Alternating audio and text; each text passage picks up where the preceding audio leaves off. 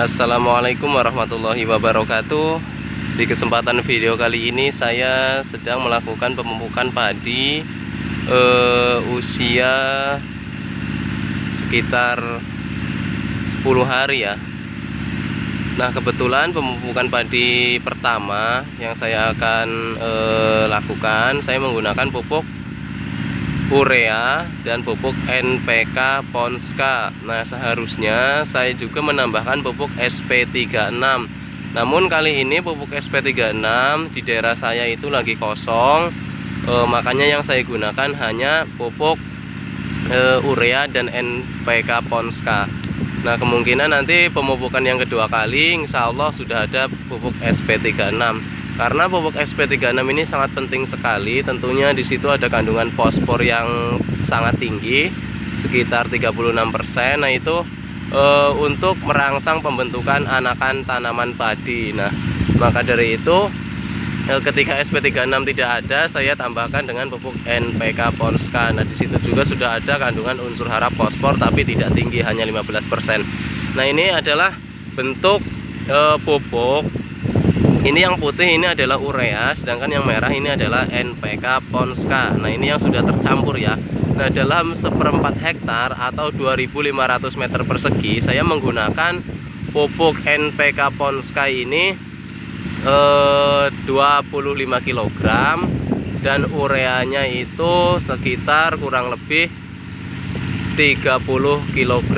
Jadi kurang lebih semuanya 55 kg ya, karena memang pupuk di daerah saya ini masih langka ya, atau jarang, susah dicari, khususnya pupuk yang subsidi seperti urea, terusan NPK Ponska, SP36. Nah, itu kan dikategorikan pupuk yang bersubsidi. Nah, kalau yang pupuk subsidi biasanya saya ini menggunakan untuk pemupukan tanaman padi. Nah, kalau misalkan kita menggunakan pupuk seperti pupuk NPK Mutiara atau NPK Yaramila atau NPK Pak Tani untuk pemupukan padi, nah di situ saya kira itu sangat bengkak sekali ya pengeluarannya, atau kita pengeluaran biaya perawatannya sangat bengkak sekali, karena memang pupuk NPK Mutiara 50 kg nya itu mencapai kurang lebih 480.000, sedangkan kalau NPK Ponska hanya 120.000. Nah, itu perbandingannya sudah sangat jauh sekali. Maka dari itu kalau untuk pemupukan tanaman padi saya menggunakan pupuk yang subsidi, urea, NPK Ponska, SP36. Biasanya nanti pemupukan kedua saya tambahkan kalsium atau pupuk ultradap. Nah, kebetulan memang pupuk SP36 nya tidak ada seperti itu. Nah, ini bisa dilihat ya, ini adalah masih ada bekasnya, ini masih kelihatan. Ini adalah bekas pupuk urea dan pupuk NPK Ponska yang sudah saya taburkan. Nah, dalam pemupukannya itu sangat sederhana sekali, cukup ditabur secara merata ya, di bagian sawah seperti itu ya, di bagian tanaman. Jadi intinya kalau dalam pemupukan, kalau bisa air ini harus ada ya, walaupun airnya tidak ada, nanti dalam penyerapannya itu susah, malah ketika airnya kering itu bisa menjadikan penyebab penyakit atau jamur. Kalau bisa dalam pemupukan tanaman padi, airnya harus ada, walaupun itu sangat sedikit sekali. Kalau misalkan kering, kita taburkan pupuk nitrogen dan NPK Ponska, di situ dia akan menguap dan akan menimbulkan jamur ya, atau penyakit. Nah, misalkan kalau misalkan nggak ada airnya atau nggak ada hujan dan nggak punya sumur, itu gimana? Wah, itu yang tidak bisa saya jawab. Kalau pertanyaan seperti itu mungkin sudah nasib kali ya. Tapi ya nggak apa-apa.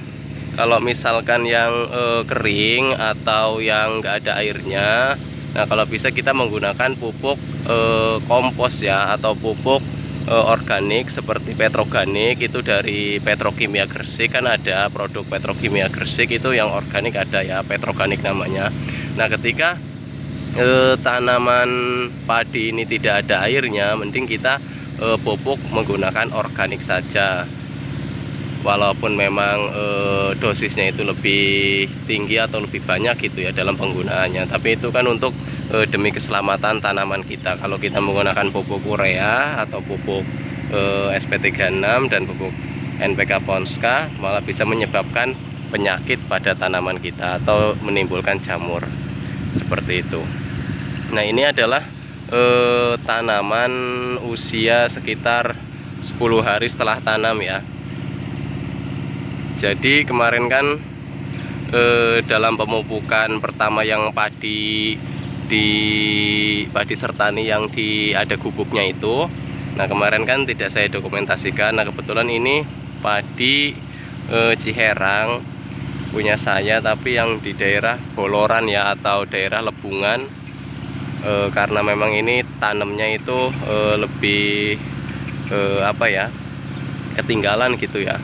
Sedangkan yang sertani itu tanamnya lebih pertama. Nah nanti pemupukan yang kedua kalinya baru saya dokumentasikan yang padi sertani seperti itu. Nah ini adalah cara pemupukannya, sangat sederhana. Kita masukkan pupuk ke dalam ember atau timba. Nah lalu kita apa ya, kita gendong gitu ya, kita gendong menggunakan plastik bekas pupuk tadi yang ada di dalam karung. Kita gendong seperti ini, lalu kita tebarkan ya, seperti itu. Nah ini perlu saya sampaikan juga, kenapa kok tanamannya ada yang baru tanam, ada yang sudah mulai pembentukan anakan. Karena ini saya katakan tadi, sawah saya yang di sini atau tanaman saya ini di daerah Lebungan ya, atau rawa gitulah. Nah kemarin itu sempat ada hujan deras, terus ini kebanjiran, sempat kebanjiran 3 kali, makanya banyak tanaman yang harus disulami seperti itu. Nah ini cara pemupukannya sangat gampang sekali. Jadi kita ambil terus gini, lalu kita sebarkan. Nah seperti itu, sangat mudah sekali kan, kita sebarkan. Kelihatan ya tuh. Dalam penyebarannya kalau bisa kita jangan terlalu tebel ya, atau terlalu kerep gitu. Kalau bisa kita tipis-tipis saja, iwir-iwir kalau bahasa orang Jawa mengatakannya. Ini adalah padi Ciherang. Jadi ini ada yang usia 15 hari, ada yang usia 10 hari, ada yang baru 7 hari, karena memang kemarin itu sempat kebanjiran seperti itu.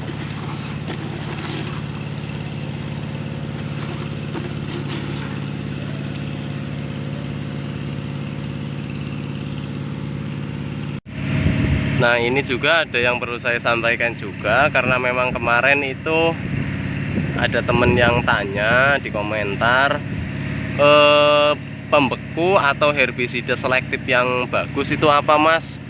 Kok tanaman padinya itu nggak ada gulma atau nggak ada rumputnya sama sekali? Nah perlu saya sampaikan juga, alhamdulillah musim tanam kali ini saya tidak menggunakan herbisida selektif ataupun pembeku sama sekali ya. Ini alhamdulillah. Sebenarnya gampang ya kalau untuk rumput itu, kalau menurut saya diusahakan agar rumput tidak tumbuh di areal tanaman padi. Kalau bisa itu sawahnya jangan sampai kering atau tidak ada airnya. Nah tumbuhnya rumput itu biasanya kalau keadaan sawah itu tidak ada air atau kering ya. Ya walaupun nanti tetap tumbuh rumput, itu biasanya rumput eceng ya, atau rumput teki, tapi tidak terlalu banyak sekali ya. Berbeda dengan kalau airnya itu kering. Nah jadi ini bisa dilihat pada dasarnya airnya itu tidak kering sama sekali, airnya selalu ada, makanya rumput tidak akan tumbuh seperti itu. Nah untuk menjawab herbisida selektif atau pembeku yang bagus itu apa? Nah biasanya saya rekomendasikan yang bagus itu Serendi ya. Serendi kalau nggak salah namanya, Serendi, terusan Tigol, terusan Ali Plus. Nah itu 3 produk itu yang biasanya di musim tanam padi saya gunakan untuk herbisida selektif, pembasmi rumput di tanaman padi. Nah itu pun kalau kita menggunakan, nah tanaman padi itu tidak akan mati ya, bahkan tanaman padi biasa-biasa saja. Nah nanti yang mati itu rumputnya. Nah mungkin cukup video kali ini. Apabila ada yang kurang jelas dengan penjelasan pemberian pupuk pertama tanaman padi, silakan tanyakan di kolom komentar. Sekian, terima kasih.